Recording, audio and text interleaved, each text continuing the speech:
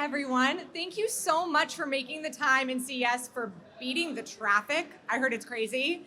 And for finding us in all of this. We're really excited to be here. We're so excited to be together. We've had a chance to chat a little bit. I think we've come to a consensus that we believe long-term partnerships are the most successful when they're done right. So that's what we're going to dig in on, talk about what it looks like when you are doing them right, how you set expectations, and frankly, why we think they perform and how you get everybody on the same page. So I'm first going to introduce all of our panelists and let them tell you a little bit about what they do, and then we'll dig right into the questions. Zack, I'll start with you. Jerry-rig everything, creator, entrepreneur. Tell us about yourself. Yeah, so I run a YouTube channel called Jerry-rig Everything. I take apart cell phones and EVs. I turned a military Hummer into an electric vehicle, which is pretty fun. And for the past 5 years or so, I've been building a wheelchair factory where we make the least expensive manual wheelchairs in the United States. And what's really been nice is we've saved the wheelchair community about $2 million over the past year because our products are so much cheaper than everybody else's. All thanks to the community we have and the channel helping to subsidize some of those costs. Amazing. We've got Jodie from Spotter, their Chief Revenue Officer. Thank you for having me. I almost cut it a little close with the traffic, speaking of. Nice to see all of you. I am CRO of Spotter. We work with the world's largest creators. So when you think about Dude Perfect, Mr. Beast, Jesser, Kanigra Dion, hopefully you guys have heard of them. And if not, definitely urge you to look them up. So excited to talk more about creators today and the future of long-form entertainment. And I'm so excited we have someone who can talk both from the brand product side, but also the platform side. Jason, Global Head of Meta Lab Products. Hey everyone, I did not jerry-rig a military Hummer, but we have very cool AI glasses at Meta, and I have the privilege of looking after brand partnerships for that division within Reality Labs, as well as our metaverse products with MetaQuest. And so excited to be here. Thanks for having us, and looking forward to digging in. Awesome, thank you.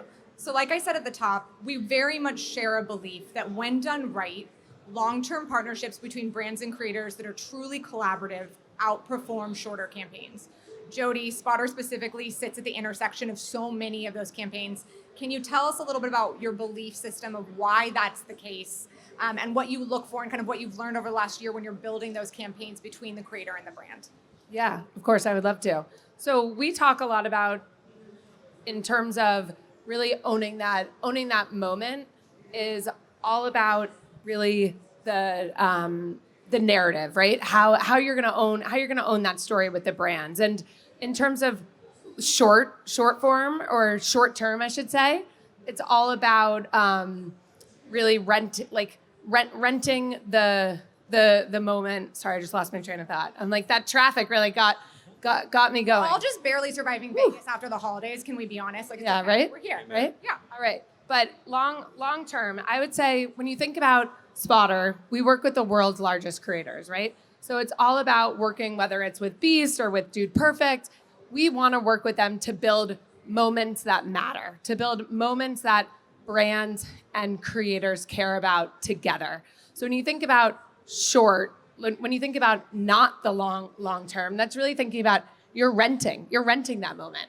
It's not all about that partnership and that long-term moment that you're creating with the brand. So we always want to say that when you're doing something with the brand and a creator together, you're starting off together. And we don't want the brand to create creative without the creator being involved in that from the beginning. And I think that that's really, really important. So when you think about streaming, right? YouTube, we work directly with YouTube. YouTube now really controls 13% of all TV spend in the US per Nielsen, which is pretty crazy, right, to think about.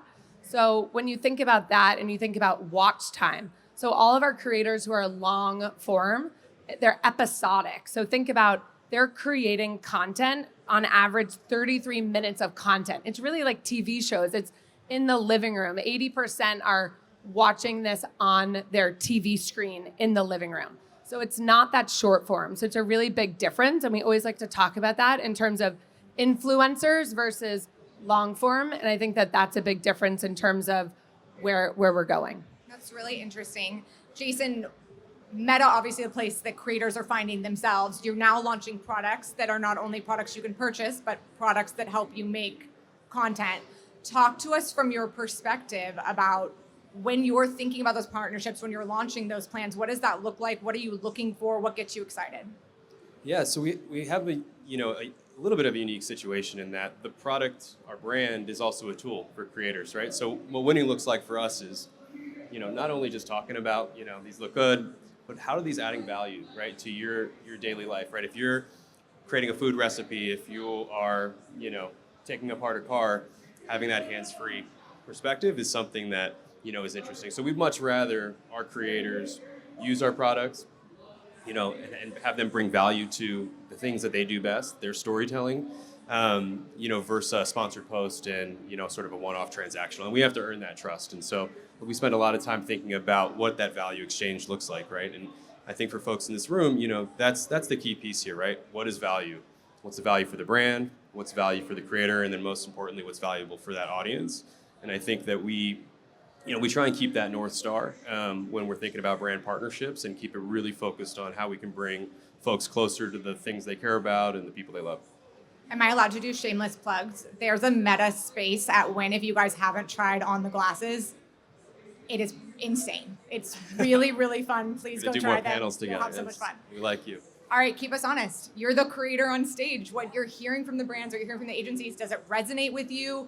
When someone comes to you with a brand deal, besides you being so busy and tired and exhausted and all the things we know at the end of the year, like what gets you excited? What is the unlock that you know it's right and you are feeling like there's a long-term commitment or partnership from the brand that feels like it will be good for your audience and your platform? Yeah, so working with brands over and over again, like on a continuous basis, is really nice, especially because there's a statistic where like someone has to see something online like 7 times before they have enough trust in it to buy it, and so the long-term partnerships, like I've had some that are like decades long with like D brand. I'm here for the 4th year in a row with LG, but if you're doing the long-term deals, it brings more trust, and there's going to be more conversions the more times you mention a brand, just because there's more trust in it.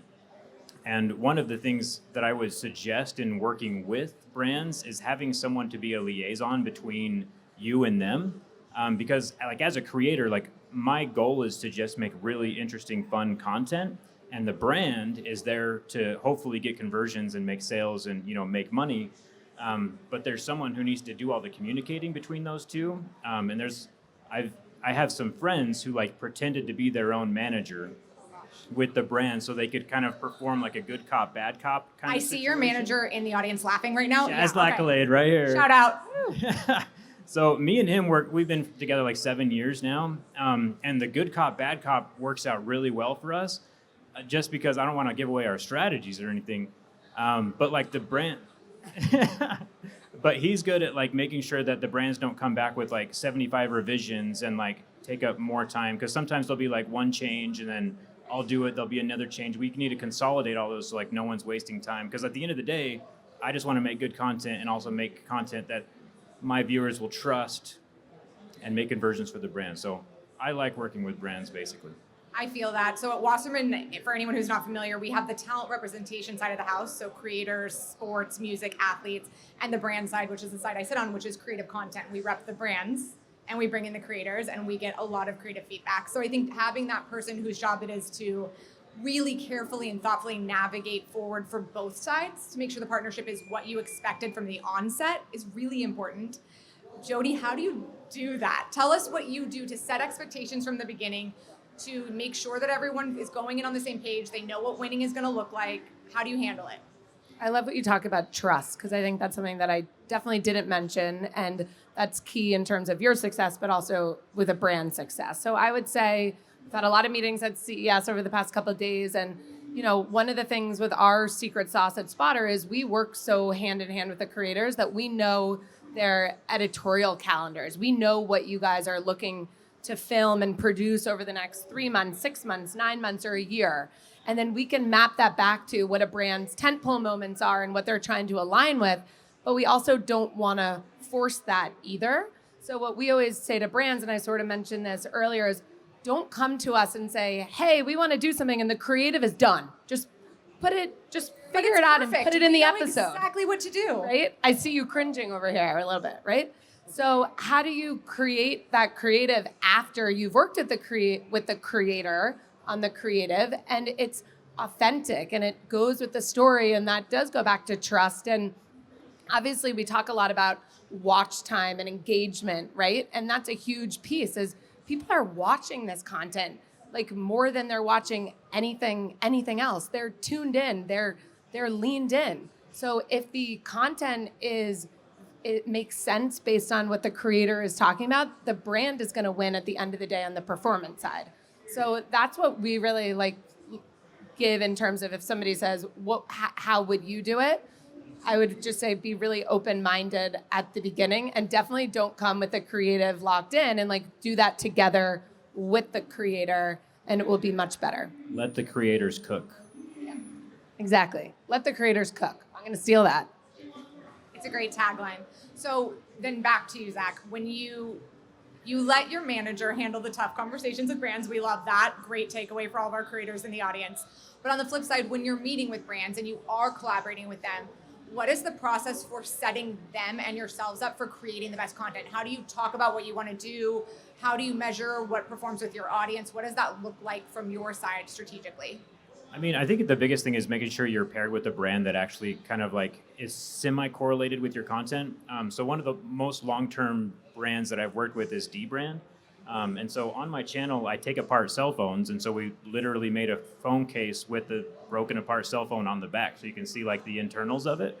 And so like, it's such a natural integration to my channel that like no one notices that it's an ad, because it's like, all right, we just saw the phone taken apart. Now we see the phone taken apart in a form that I can purchase, and like it's very cohesive. And so I'm not going to work with like Maybelline or like, a makeup brand or like hair care. Like that's not my forte. And so I only work with brands that I can easily integrate into a good storyline with my content. Makes perfect sense. I think we need to get you some Meta glasses to take apart and then shoot content with that There we feels go. right. Yes, manager shaking his I'll take head. 'em Yes, right. I'll freaking Okay. do it. We got it. Let's do it. So when you were hearing this, Jason, from the platform side, they look great on you. Thank you. This is an excellent product placement. I feel like we Caring and want. caring. Yeah. But when you're thinking about this, both from a product but also a platform side, Jason, how are you building those strategies? Is data informing who you select? Do you talk to your creators about data? What does that look like? Yeah. So, I mean, this is actually a perfect thing that's happening. But I'm going to build this integration for you later. Chaz, you got this? Jodie and I will negotiate the deal. This is so It's fine. authentic. Yes. The first branded It's how content easy it deal is, done guys. at CES. When it feels right, you just know. We're game. No, so I think when people hear data, they think numbers, and at Meta, that's central to our approach, right? You want to make sure that the audience overlap is on point. You want to first really be very, very specific and focused on what your goal is. But to double click a few levels down, it's a long game too, right?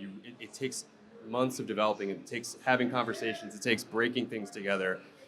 We had when we were launching Oakley Meta earlier last year, we sat down with Michael Rubin at Fanatics, and everything starts with showing off the product. You got to put it on to understand what's going on.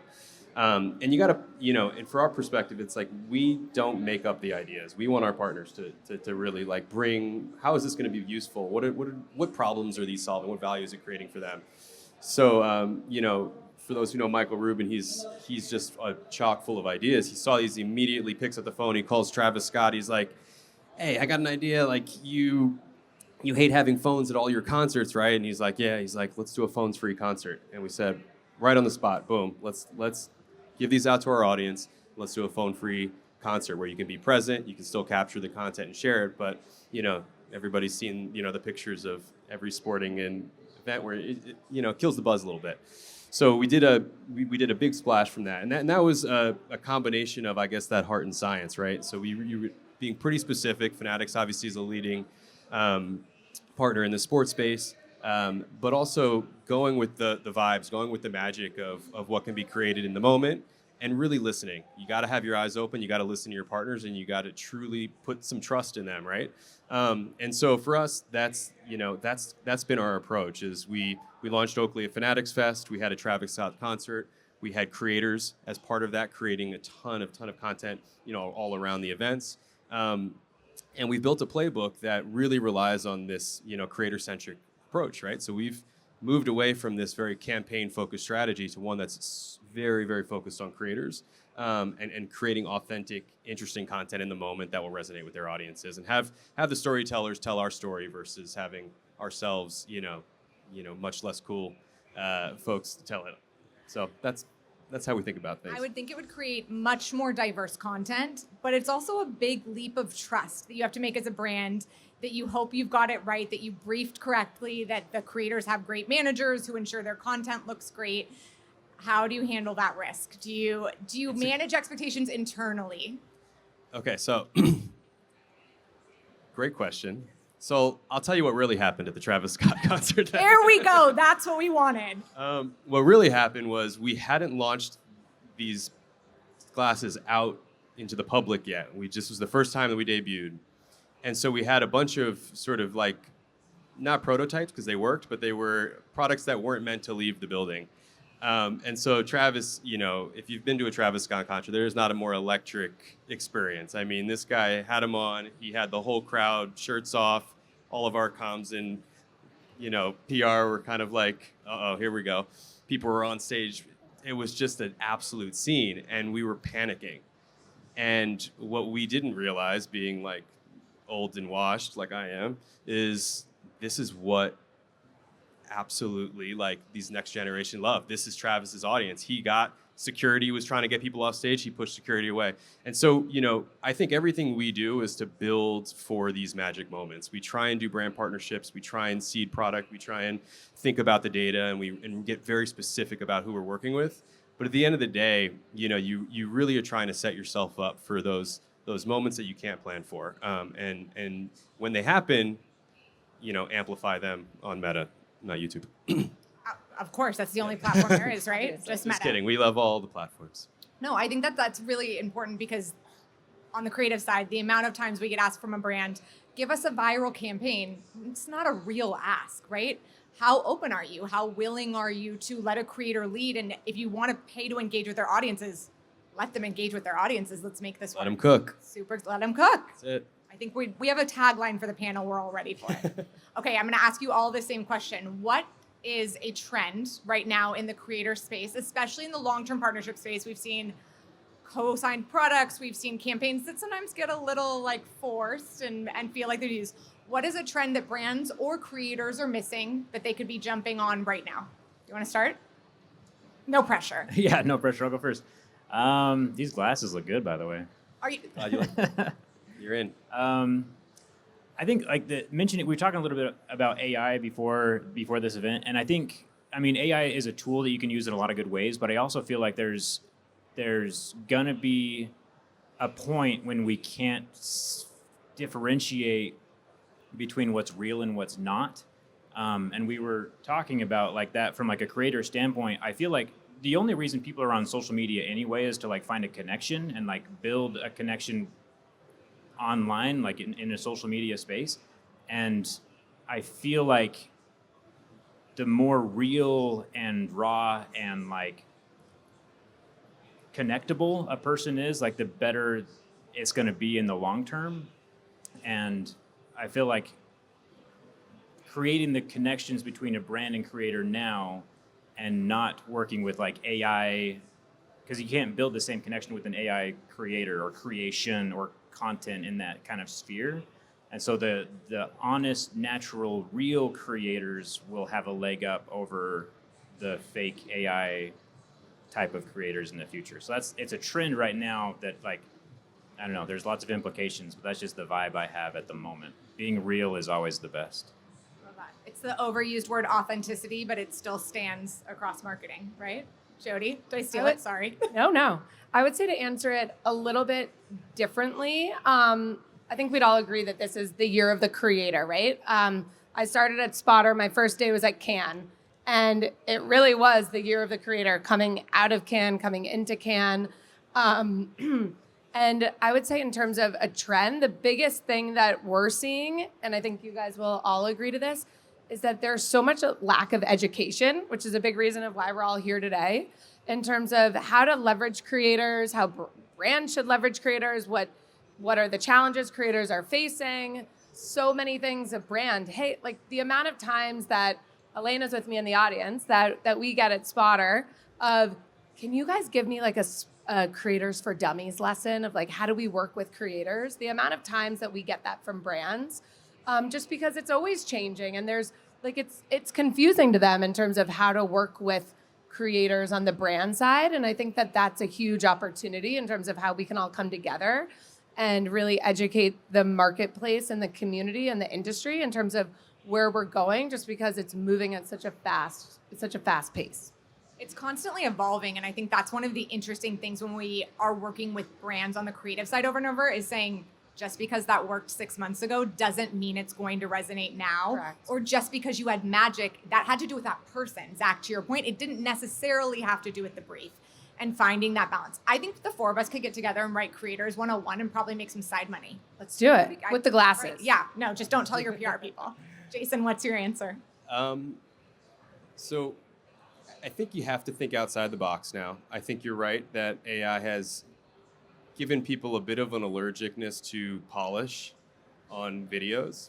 And so your spidey sense is now going up when you're seeing things. And you're like, do I really like this?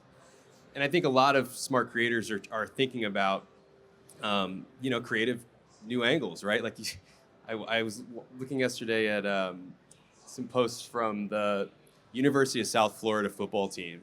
For those of you who aren't familiar with this, they have an intern on their social team who every game takes video with a different camera. Started off with an old school Nokia, then it went progressively more crazy to like a Nest camera bird feeder, to a Nintendo DS, to the back of they reversed the car and they used it. So they were capturing content with just unexpected cameras and posting it. And it was just such a nice, refreshing, nostalgic kind of poking fun at it. But I think there's something deeper there, which is this trend around like lo-fi content too, right? And this cycle of, not needing that extra polish, right? In order to really decipher and build trust and credibility, which I know Zack, you do super well, is like you're being you're putting out your raw perspective. You're not doing 10 takes. This is the content. Audiences care less in certain pockets about actually how it looks, and sometimes even prefer that raw sort of like lo-fi vibe these days. So I think at the end of the day, Spike Lee says creativity comes with constraints, and just folks need to think a little bit outside the box into what's going to be interesting and compelling in this next new weird era that we're entering. I think interesting and compelling is a really specific brief. And we talk to brands about this a lot and creators, which is if you're not giving people anything interesting to respond to or create content around, it's really hard to expect anything interesting in return. And one of the things we're starting to play around with, and I'd love your opinions on this, is talking about the mix between creator content on platform, experiences in real life. I think we're all having this right now, right? It's very different to actually see people in real life. Everyone was taking a picture of Zack. It was very fun for me to watch. But getting to really see that and experience it. And you're more likely to create content with people you like that you just met or your friends. So we've been talking a lot about experiences centered around products and brands, but where creators are bringing their creator or their friends with them because they tend to feel more comfortable, safer, more likely to create more content and more connected to the brand for putting on other people around them. Have you seen that? Have you tried it? Would you want to do it? Work with more people in my content? Yeah, I mean, it's collaborative is like I said earlier, where everyone's online to kind of build that connection. And so if there's a connection between you and a friend and you can make better content down the road, I'm all for that. I think it's great. Is that anything you guys are seeing with the overlap of real life events and creator content online? Definitely.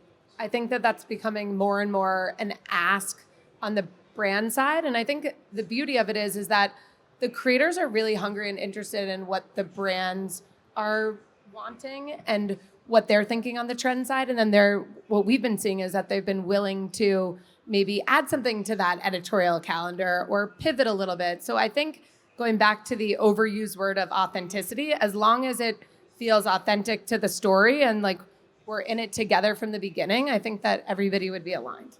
When you're working on the product side and you collaborate with creators, if they give you input on the product, is that something that's helpful that you guys take, that you activate as well? Absolutely, definitely. Especially for Oakley Meta, which is a product that is sort of equal parts storytelling, equal parts performance, right? So we want to get in the hands of athletes. We want them to break it. We want them to, tell us, is this interesting? We talked to a cycling team, and we thought it'd be super cool for them to wear these glasses during races and capture that point of view that hasn't been seen before. And they said, well, wait a second, like how much does that weigh again? It's 0.0001%. They're cutting their toothbrushes in half and putting it every ounce counts. And so you have these assumptions, and you only really can validate them by putting them into the hands of folks like Zack and creators and athletes and artists and the people who we build for. Awesome. Can I jump in with one more thing? Please, yes. So I have a wheelchair factory, right? And so I have a relatively large, audience pool. But when I make a video about my wheelchair factory, I'm hitting people who are interested in like manufacturing or technology. So what we've been doing as a company, my company's called Not a Wheelchair, even though we build wheelchairs. Long story. Anyway, so as a company, we've decided to bring on influencers who use wheelchairs once a month into the factory to film how their wheelchair is made, because we can build it in one day, which is like unheard of in the industry, and we're also way cheaper than everybody else. So it's a natural integration, and so they get to come in, get good content, like we're providing that opportunity to see how something is built, and then we also get to use their audience because they're sharing that interesting piece of content with their own audience. And so there's just connections being made all around, and it's worked out really well for us so far, because everyone has a separate Venn diagram of overlapping audiences, and we've been able to expand our marketing in a relatively inexpensive way because all we're doing is giving away a free wheelchair, and we get content out of it. So it's been great. I love that. We call it spheres of influence, right? People touching different groups but bringing them all together. All right, we've got one last question. You each get to answer it. What are you expecting to come in the next, call it 3 years in this space? Like, what gets you excited? What do you think will change? And what do you think is not going to change and it's going to stay the same? Jason, you can go first, because I know I'm Your so turn. sorry, but I feel like we keep going this way. We have to be fair. Hey, no, this is what CS is all about, thinking ahead. I think what will not change is the North Star, that you need to have an authentic, connection with your audience, and you need to have a value exchange that truly is providing that value, right? I think the long gone are the logo slap type partnership days. I think you really need to build that trust with the partner early on, and you need to be able to do so in a way that it extends beyond the deal, right? When we partner with somebody, we're looking, are they taking the glasses off when the deliverable is done, or are they really bought in? Zack has been wearing the glasses for 7 Zack years. is the new face. I get like You're $10 getting it a back. minute. No, so it's I think you need the Oakleys. We're though. sending, yeah, absolutely. But I think, when we look at 3 years ahead, right, it's going to be, what are the devices? What are the new habits? And I think we're building towards, at least at Meta, we're building towards having devices that take technology and pull the screens away, right? Making things that allow you to be present in the moment, allow you to do things that you love without having a phone in your hand the whole time. And so that's my hope, is that we have a little less phone time and a little bit more presence and time while still being able to connect and share interesting, fun So content. Jason believes in 3 years there'll be no more cell phones and only glasses. You heard it We here. love it. It's a good headline. Jodie. I think building on that in 3 years, think about, I don't know, whether it's 5 years or even 10 years, I don't think anybody would have said that streaming is beating TV in terms of viewership, right? So even where are we 3 years from now with social, with AI, with streaming, with what are the channels, what are the outlets that you guys are going to be outputting all of the content? I think it's going to be really interesting to see where that goes. And I think how AI, and that's probably a bit obvious, but AI is obviously going to play a big part of it, but how does it? I think that'll be really interesting in the next year, 2, and 3 of where that goes. Absolutely. Okay, Zack, wrap it up for us. I think for me, I don't know if it's more of an estimate, but it's more of a goal. I just hope humanity's relationship with social media is healthier in 3 years. Because there's a lot of good things to be had with social media, but there's also it's an addiction, right? If you're swiping up through your reels and stuff, and no one's going to remember the reels they watched this morning even. And so I feel like social media, while it's an amazing tool, is also slowly degrading, humanity in a way. And so I hope that in the future there's a healthier relationship with social media overall. I love that. And to that point, thank you for being here in real life with all of us. What a gift that you all showed up and gave us your time right at the top of January. We hope that you guys will all stay connected with us and see what Zack does with Meta in the future. Yeah? Thank you, guys.